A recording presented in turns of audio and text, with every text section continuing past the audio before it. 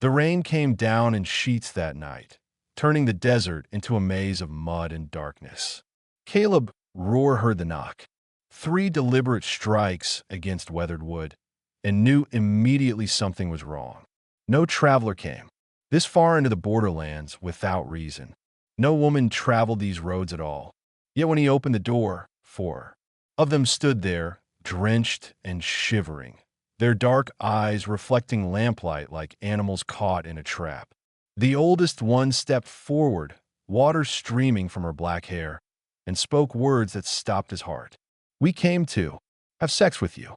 Behind them, in the distance, he heard what she clearly heard too, the sound of horses moving through rain. They were being hunted. Caleb's hand tightened on the door frame. The woman who'd spoken, tall with a thin scar cutting across her chin, held his gaze without flinching. Her sisters stood behind her in descending height, like steps leading down into hell. The youngest couldn't have been more than 18, her arm wrapped in cloth, already soaked through with something darker than rain. "You need to leave," Caleb said, his voice rough from disuse. He hadn't spoken to another person in weeks. "We cannot." The woman's English was precise. "Learn somewhere formal. The men who follow us will not stop. We have been running for 3 days." Caleb looked past them into the storm. The landscape offered no shelter for miles except his cabin. If someone was tracking them, they'd be here within the hour. Every instinct screamed at him to shut the door, to return to the isolation he'd carefully constructed. Over the past 2 years, getting involved meant questions. Questions meant attention. Attention meant his past would find him. But the youngest one swayed on her feet, and the woman with the scar caught her elbow. "Please," she said, and that single word carried more weight than any threat could have. "We know what men want. We will give it to you. Just let us stay until morning." The way she said it, flat, transactional, like offering payment for grain, made something twist in Caleb's chest. He'd heard desperation before. This was something beyond it. This was women who'd learned that their bodies were the only currency anyone would accept. He stepped back and opened the door wider. They moved past him quickly, bringing the smell of rain and woods and something metallic blood. Caleb closed the door and turned to find all 4 of them standing in the center of his one-room cabin, water pooling at their feet. They were clothes that might have been fine once, dresses with careful stitching, now torn and mud-stained. The youngest was definitely bleeding, her face pale in the lamplight. "Sit down," Caleb said, gesturing to the rough wooden chairs near the fireplace. "Let me see that arm." The woman with the scar translated quickly in a language he didn't understand. The 3 younger ones looked at her, then at him, their expressions caught between fear and something harder to name. They didn't move. "I'm not going to hurt you," Caleb said. "That is what they all say."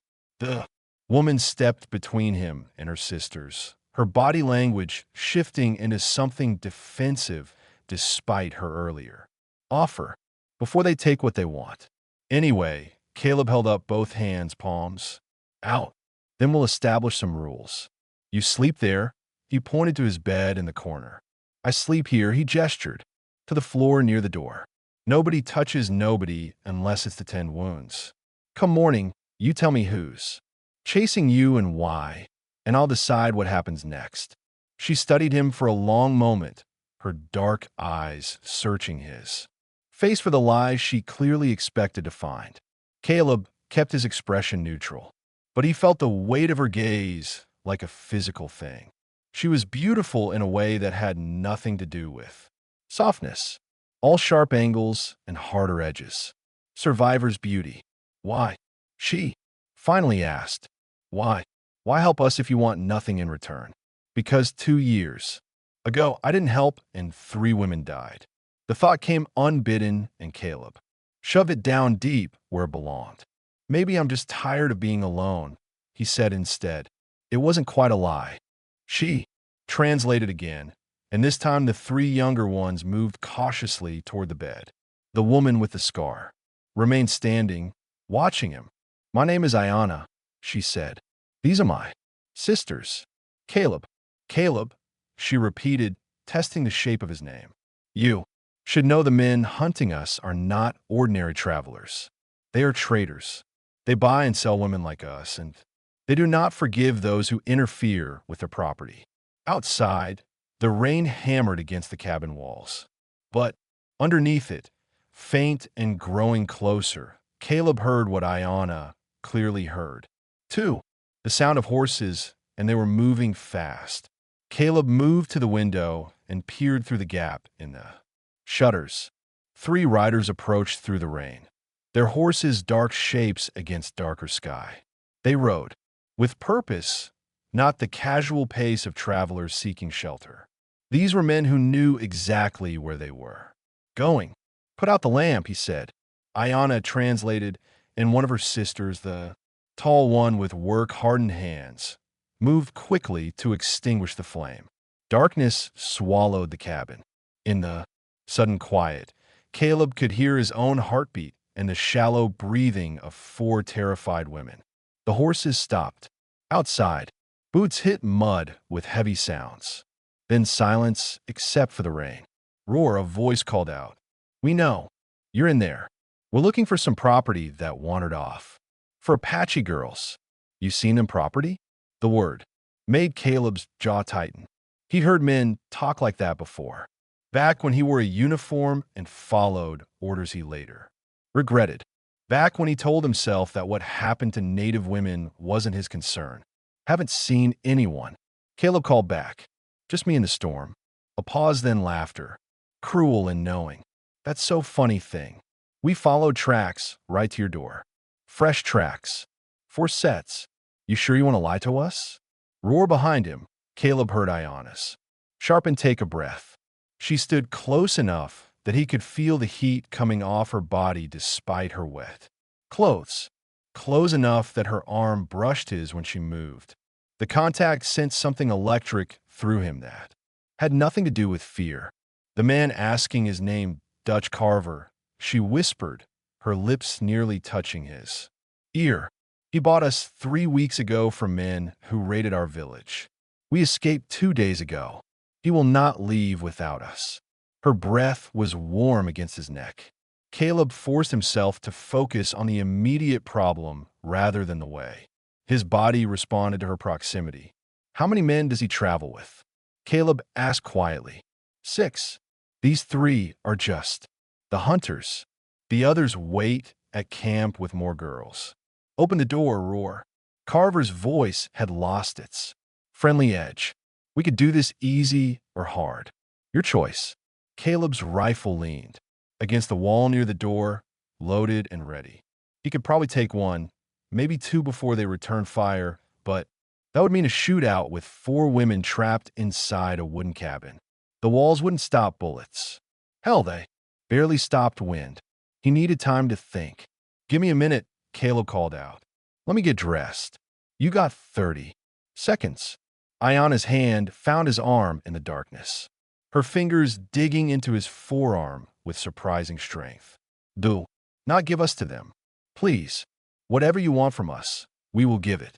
Just do not let them take us back. In the dim light seeping through the shutters, Caleb could see her face. She was terrified, but beneath the fear was something fierce. She was a fighter who'd been forced to offer surrender as her only weapon. I'm not giving you to anyone, Caleb said. The words came out rougher than he intended. But I need you to trust me. Can you do that? She searched his face, her dark eyes reflecting what little light existed. For a moment, her hand remained on his arm, her touch burning through the fabric of his shirt. Then she nodded. Once. What do we do? You're going to hide. There's a root cellar under the floorboards near the bed. Take your sisters down there and stay quiet no matter what you hear. And you? I'm going to convince them you were never here. They will not believe you. I know. Outside, Carver's patience ran out. Time's up. Roar. The door exploded inward with a crash of splintering wood, and 3 men filled the doorway with drawn revolvers and cruel grins. They found Caleb standing alone in the darkness, his hands empty and raised. But they also found 4 sets of wet footprints leading across his floor. And Carver's grin widened into something savage. Dutch Carver was a big man with a face that looked like it had been broken and reset wrong multiple times. He stepped into the cabin, his revolver pointed casually at Caleb's chest while his 2 men spread out to either side. Zan dripped from his hat brim, forming dark puddles on the floor that mixed with the footprints already there. "Now roar," Carver said, his voice carrying the false friendliness of a man who enjoyed his work too much. "You want to explain those tracks?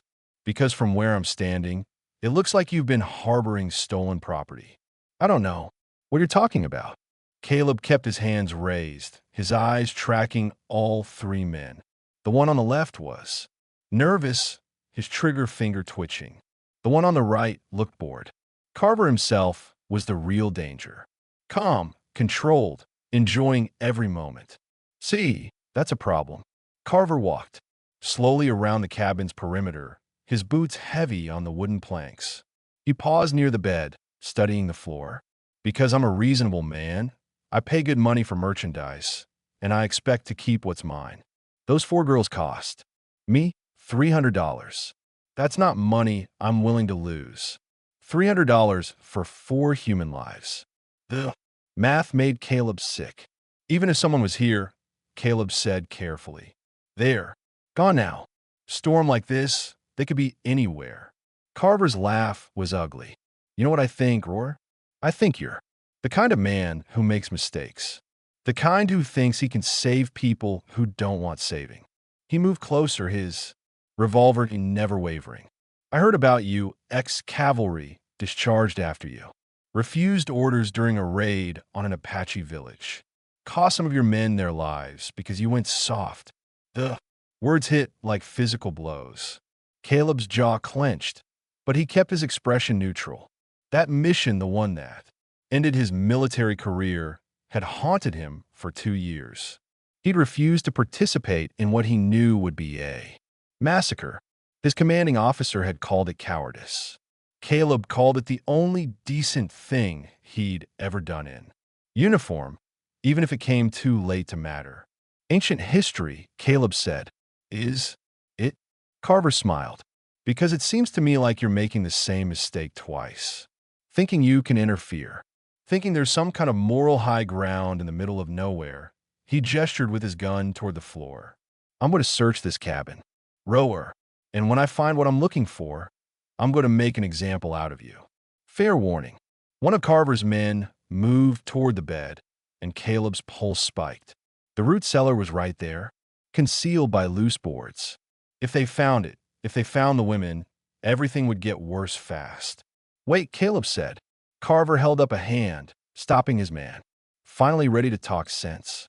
Beneath the floorboards, Caleb knew Ayanna was listening to every word.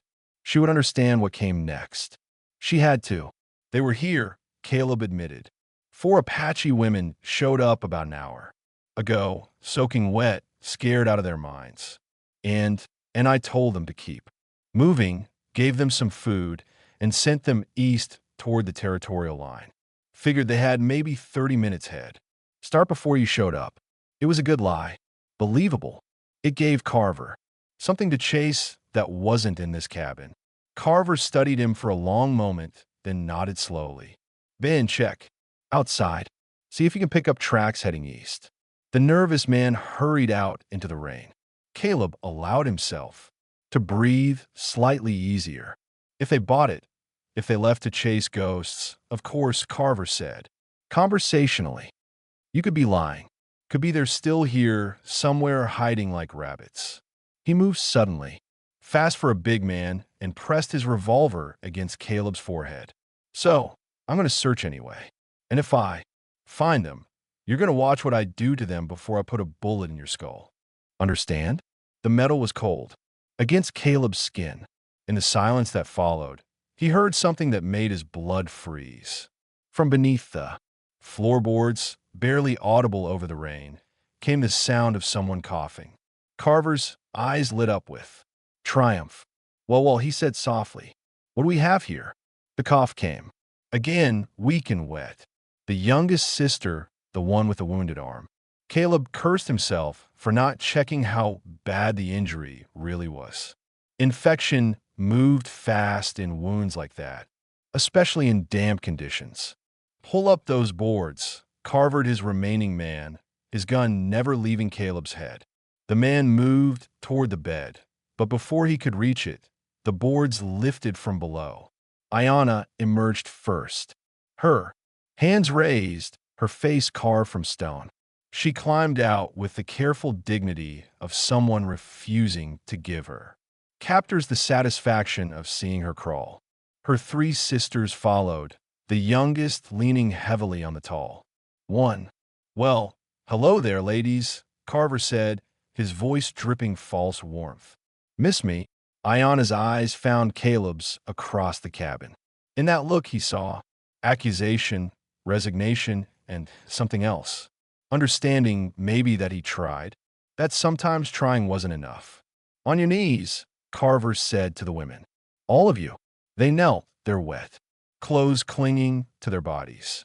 Carver holstered his weapon and walked a slow circle around them, inspecting his recovered property.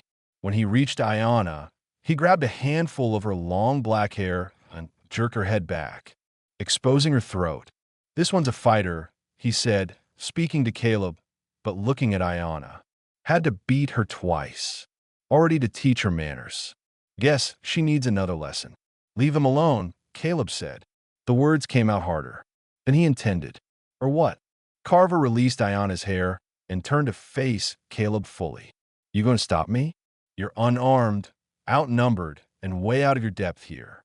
Cavalry boy I'm asking you to take them and leave. You got what you came for. Oh, I'm taking them. But first, Carver pulled a knife from his belt, the blade catching lamplight. First, I think we need to make sure you understand what happens to men who interfere with my business. He moved toward the youngest sister, the one who was coughing. Ayanna started to rise, but Carver's man shoved her back down.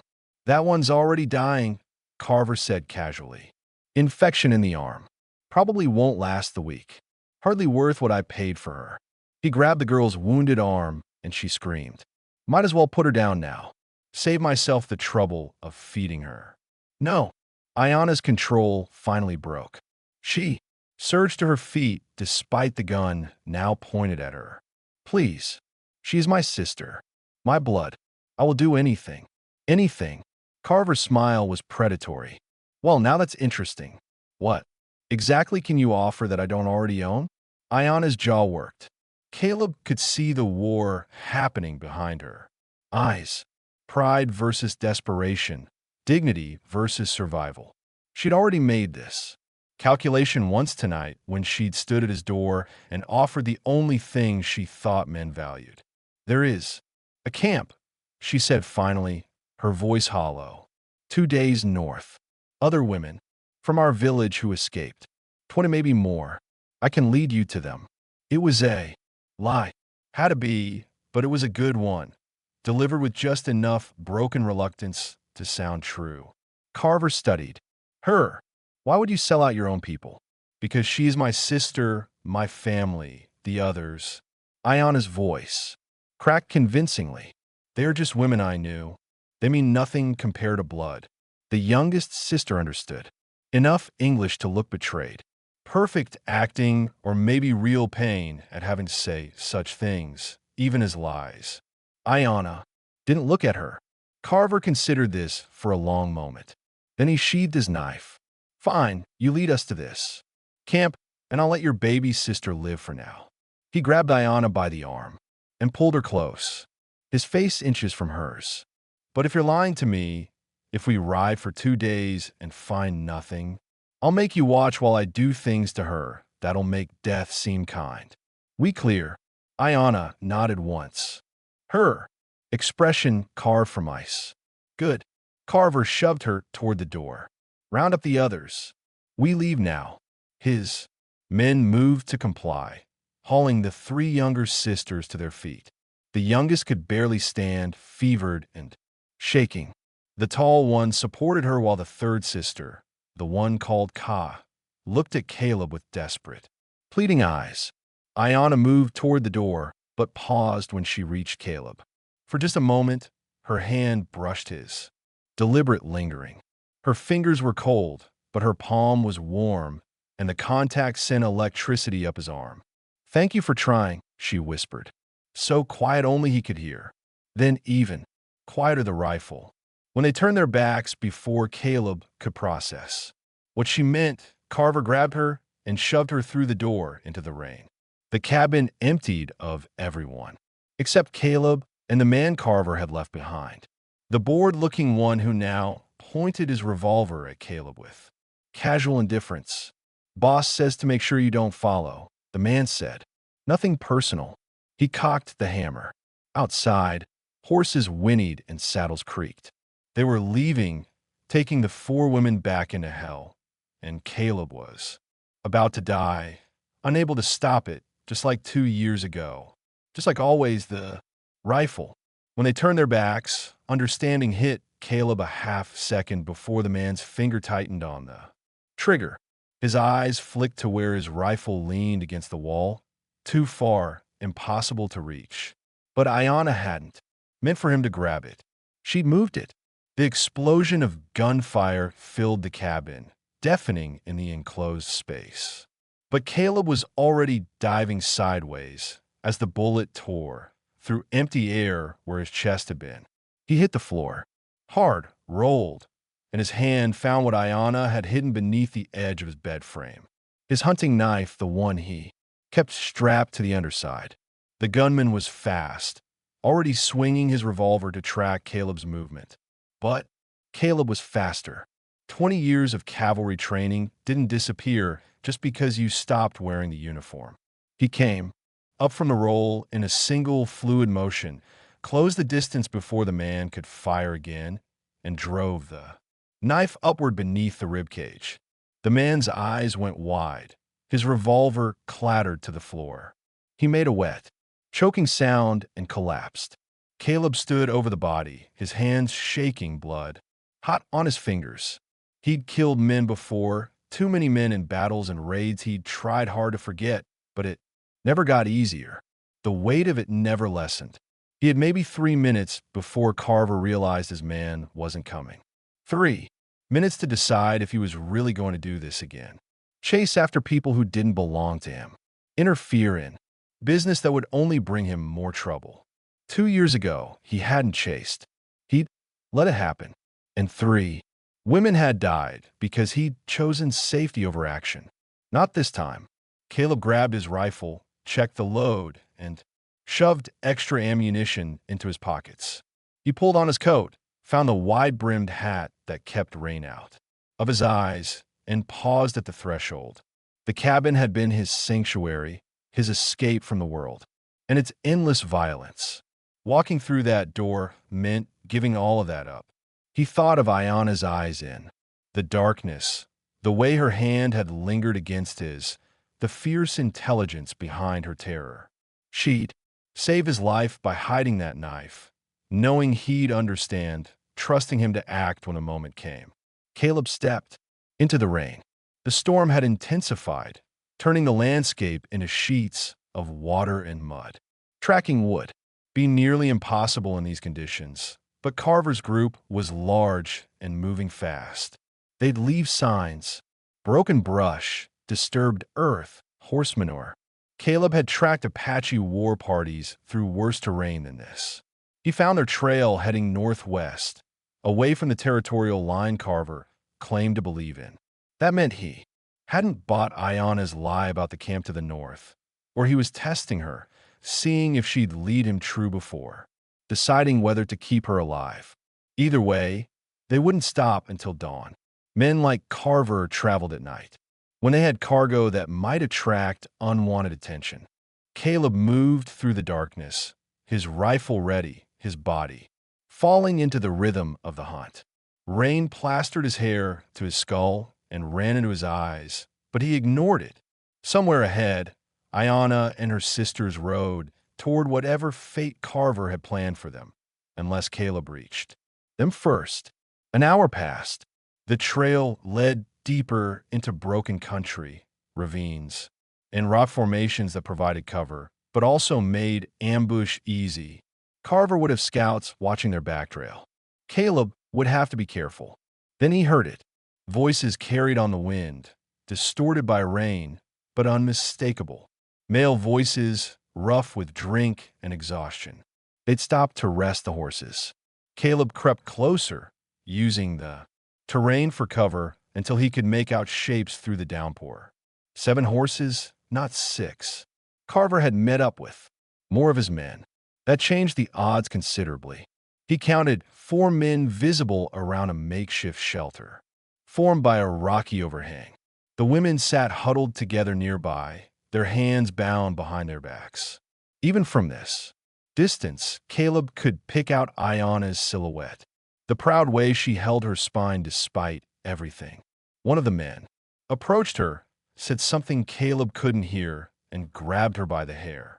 She didn't flinch, didn't give him the satisfaction of a reaction. The man slapped her hard enough that her head snapped sideways. Something dark and furious ignited in Caleb's chest. He'd spent 2 years trying to become someone who didn't care, who didn't get involved, who let the world's cruelties pass him by without response. That man died the moment Ayana had whispered, "Thank you," in his cabin. Caleb checked his ammunition one more time, then began to move into position. For men, 1 rifle, 6 shots. The math worked if he was fast enough and lucky enough. And if he wasn't, at least he'd die trying to do the right thing for once. Caleb positioned himself on high ground, overlooking the camp. His rifle braced against a boulder slick with rain. From this vantage point, he had clear sight, lines to all 4 visible men. But that left 3 unaccounted for, probably sleeping or tending to horses beyond his view. He couldn't take the shot yet, not with so many variables. Then Ayana's head turned slightly, as if sensing something in the darkness. Her eyes swept the ridge line where Caleb crouched, and though he knew she couldn't possibly see him through the rain and shadows, she seemed to look directly at him. Her lips moved, forming silent words he couldn't read, but somehow understood. "Wait." One of the men, not Carver, but someone equally brutal-looking, walked over to Ayana and cut the ropes, binding her hands. He hauled her to her feet and shoved her toward a separate outcropping away from her sisters. "Carver wants to talk to you private," the man said loud enough for Caleb to hear. "Got some questions about that camp you mentioned." Ayana walked ahead of him, her movement stiff, but controlled. When they disappeared behind the rocks, Caleb's pulse spiked. He knew what happened to women taken somewhere private by men like these. He was already moving, abandoning his position for lower ground. When he heard Ayana scream, the sound cut through the rain like a blade. Not a scream of pain, but of rage. Sharp, deliberate, meant to draw attention. Caleb broke into a run, rifle ready, no longer caring about stealth. He rounded the outcropping to find Ayana standing over the man's body, his own knife buried in his throat. Her chest heaved with exertion, rain streaming down her face. And when she saw Caleb, something fierce and wild flashed in her eyes. "I told you to wait," she said. Before Caleb could respond, shouts erupted from the camp. The other men had heard the scream. "They'd be here in seconds." "How many more?" Caleb asked, moving beside her. 6 total, including Carver. Ayana yanked the knife free and wiped it on the dead man's shirt. 3 are drunk. 2 are sleeping. Carver is the only real threat. Your sister's tied, but unharmed." She met his eyes, and in that moment something unspoken passed between them. Recognition of equals of survivors, who understood what needed to be done. "We end this now together." There was no time for debate. Footsteps pounded toward their position. Caleb raised his rifle just as 2 men came around the rocks with revolvers drawn. He fired twice, dropping both before they could get off a shot. The reports echoed. across the ravine, impossibly loud. That left 3 men and Carver. Get your sisters, Caleb said. Take the horses and ride east. Don't stop until no, Iana's voice was iron. I'm not running anymore. Not from him. Iana, she grabbed his arm, her fingers digging into his sleeve with fierce intensity. You came back for us. You could have stayed safe, but you came. Her face was inches from his reins, slicked and beautiful and terrible in its determination. Now let me fight beside you. Before Caleb could argue, Dutch Carver's voice boomed through the storm. Roar, I know you're out there, you stupid son of _sir. You killed my men. You stole my property. Now you got exactly one chance to walk away before I lose my temper. Caleb and Iana exchange a look. She handed him the bloody knife, then disappeared into the rain, moving toward where her sisters were held. Caleb watched her go for a heartbeat too long, distracted by the way she moved. Like violence wrapped in grace, he forced himself to focus. I'm not walking away, Carver, Caleb called back. Those women aren't your property. They're not anyone's property. Silence. Then, Carver's laughter, cold and mean. You really are stupid. You know what I got here, cavalry boy? I got 3 scared little Apache girls with knives at their throats. You want them to live? You come out where I can see you. Hands up, or I start cutting. Caleb's jaw clenched. It was a smart play. Force him into the open where Carver's remaining men could. Gun him down. But then Iana's voice cut through the darkness. Strong and defiant. He does not have us, Caleb. We are free. Do not surrender. Confusion rippled through Caleb, followed by understanding. Iana hadn't gone to save her sisters. She'd armed them. And now 4 Apache women who'd been bought, sold, beaten, and hunted were about to show Dutch Carver what happened when prey became predators. The screaming started a moment later, and it wasn't the women doing the screaming. Caleb ran toward the chaos, his rifle ready, but his finger off the trigger. In the confusion of rain and darkness, he couldn't risk shooting. Not with 4 women somewhere in that mess of violence. He found the first of Carver's men stumbling backward with a knife, wound across his gun arm, unable to hold his weapon. Nasha, the tall sister with work-hardened hands, stood over him with blood on her knuckles and fury in her eyes. When the man tried to rise, she kicked him hard in the ribs, and he stayed down. The second man lay motionless near the horses, his throat open cleanly. Kaya crouched beside him, shaking, the bloody knife still gripped in her hand. She looked up when Caleb approached, her eyes wild with shock at what she'd been forced to do. It's over, Caleb said gently. You're safe now. But even as he said it, he knew it wasn't true. Not yet. Dutch. Carver stood in the center of the camp with his revolver pressed against Tula's head. The youngest sister whimpered, her wounded arm hanging useless at her side, her face pale with fever and terror. Carver's other arm was wrapped around her throat, using her as a shield. Drop the rifle, Roar. Carver snarled. Blood ran from a cut above his eye. Someone had gotten to him before he'd grabbed the girl.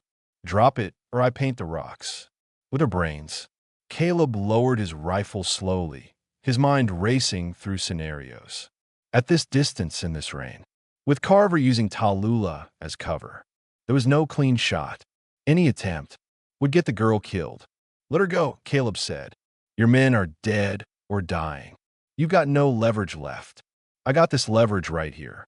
Carver shook Tula hard enough to make her cry out. And I got 6 bullets that say I walk out of here alive. Where are you going to walk to? Iana's voice came from behind. Caleb, steady and cold. Your horses are gone. Your camp is destroyed. Your business is finished. She stepped into view beside Caleb, and the sight of her made something in Caleb's chest tighten.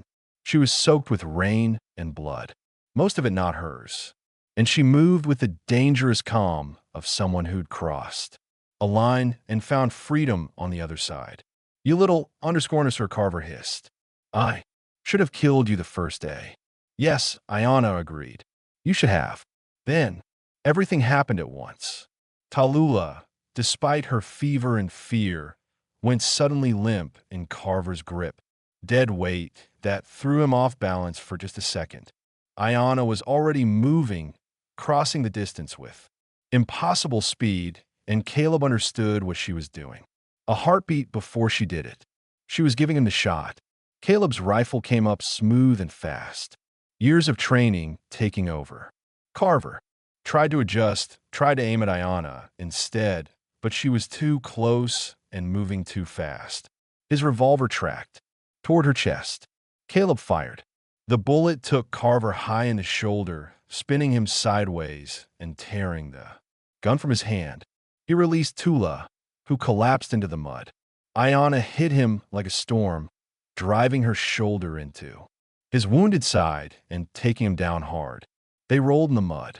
Carver fighting despite his injury, his hands finding Ayana's throat. She clawed at his face, going for his eyes. Both of them beyond words now. Just pure survival instinct. Caleb was running before they stopped rolling, but Nasha got there first. She picked up Carver's dropped revolver with both hands and aimed it at his head with the careful deliberation of someone who'd imagined this moment 1,000 times. Nasa, no. Ayana choked out the words, even as Carver's hands tightened on her throat. We're not like him. We do not become him. Nasha's hands shook. The revolver wavered behind her. Ka and Tula watched with hollow eyes. For women who'd been bought, beaten, hunted, and nearly broken, standing at the edge of becoming something they could never come back from. Let the law have him, Caleb said quietly, though he wasn't sure. There was any law this far into nowhere that would care about what happened to Apache women. Carver laughed, blood bubbling at his lips.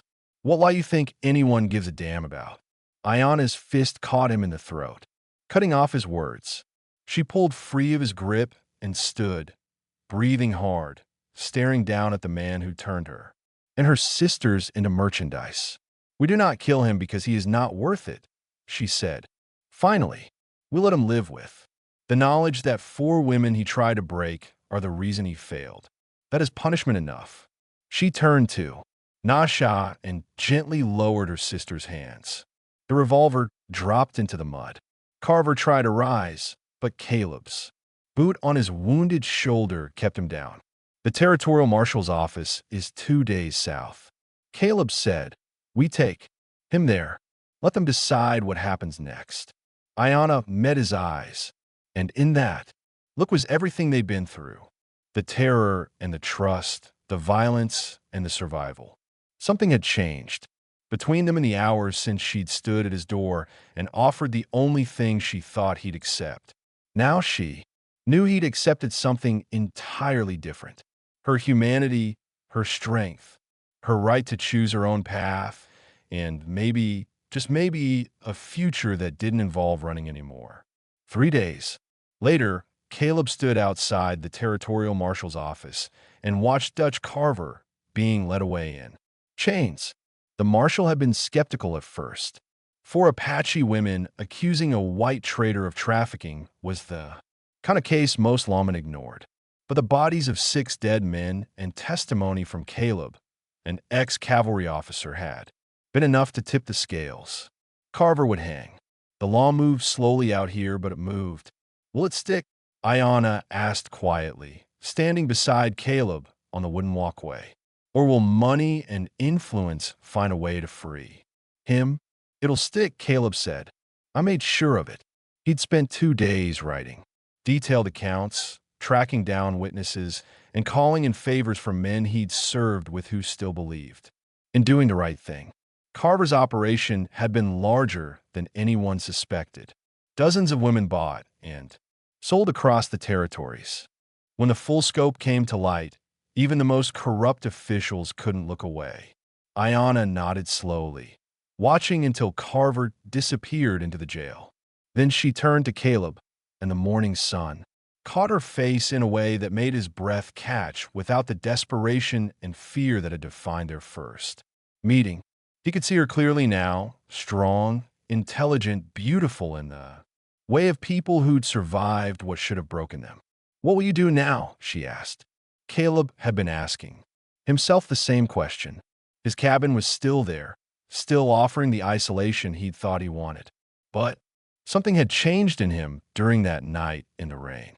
The man who'd hidden from the world for 2 years was gone, burned away by the simple act of choosing to care again. "I don't know yet," he admitted. "You, my sisters, and we will go home back to what remains of our village." Ayana's expression grew. "Distant. It will not be the same. Too much has been taken, but it is where we belong. That's a long journey, dangerous. We have survived worse." A ghost of a smile touched her lips, "and we know how to fight now." They stood in comfortable silence, neither quite ready to say goodbye, both knowing it was inevitable.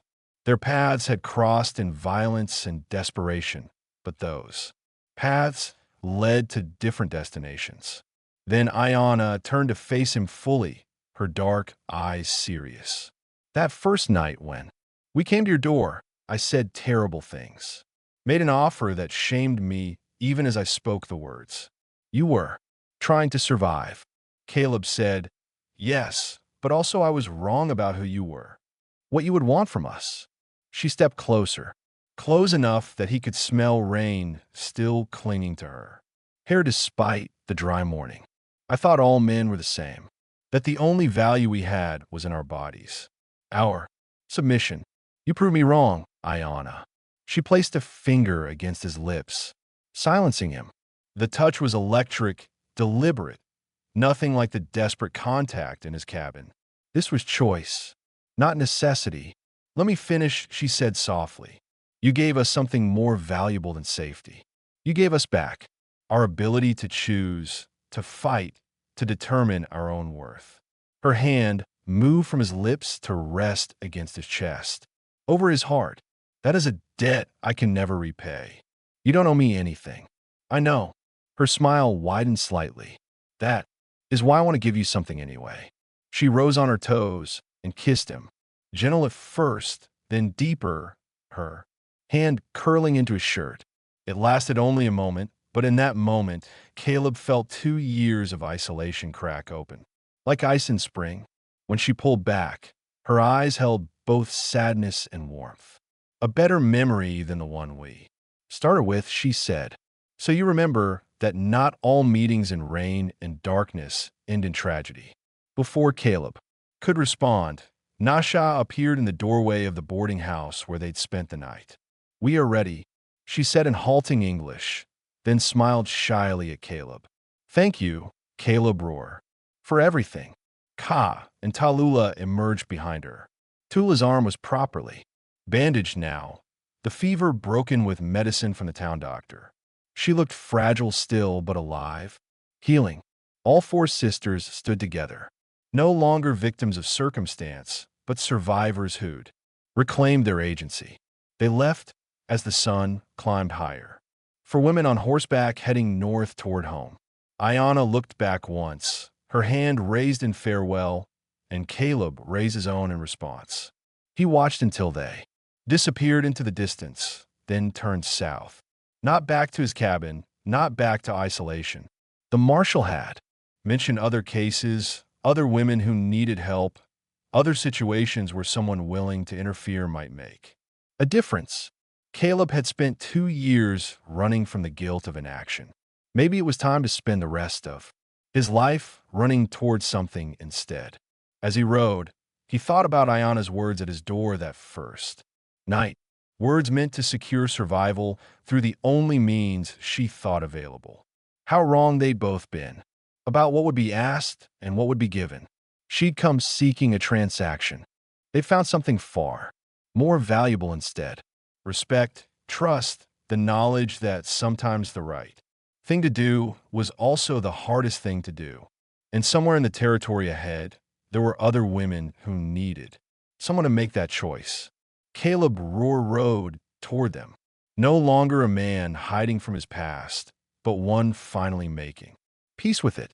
If you enjoyed this story, click the video on your screen now to watch another gripping tale from The untamed frontier, where courage and justice collide in unexpected ways. Don't forget to subscribe and consider leaving a super chat to help us continue bringing you powerful stories like this one. Your support means everything to us.